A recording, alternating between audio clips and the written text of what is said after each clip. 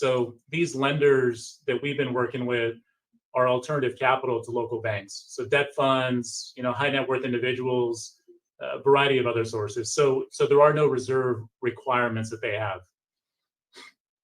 I love what you do. I mean, you and I have spent some time together, so I have a somewhat of an idea, but now to hear you speak to it more in depth, I can see, and I want to kind of go through your process because what I'm hearing you say is, hey, Chris, I get some information from a particular client, and then it becomes this big pieces, different pieces of a puzzle. And then it's sort of your job to go, okay, I can put this one here and this one here to make this full picture that you can then present to that lender. Is that, number one, a fair assessment? And if that is, walk me through your process. How do you go about putting these pieces of the puzzle together to make things happen?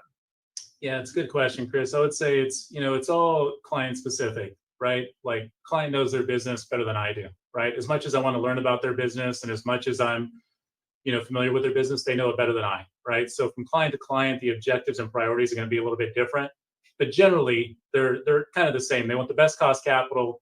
They want, maybe the highest leverage. They want to be able to close quickly and they want good execution. It's kind of, what everyone wants, right? So the generalization.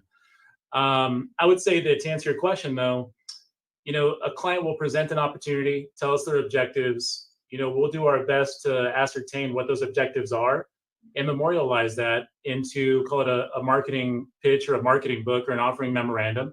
We'll go out to different lender relationships that we have that we've transacted with in the past, and we'll sell what they're doing, right? We'll talk to our experience with them. We'll talk to their reputation in the market. We'll talk to the project and, line up a variety of capital sources. And at the end of the day, we'll present, a dozen options to a client, and they, they'll have questions for us. Some questions we'll know the answers to. Some we'll have to come back to and talk to the lender in more detail.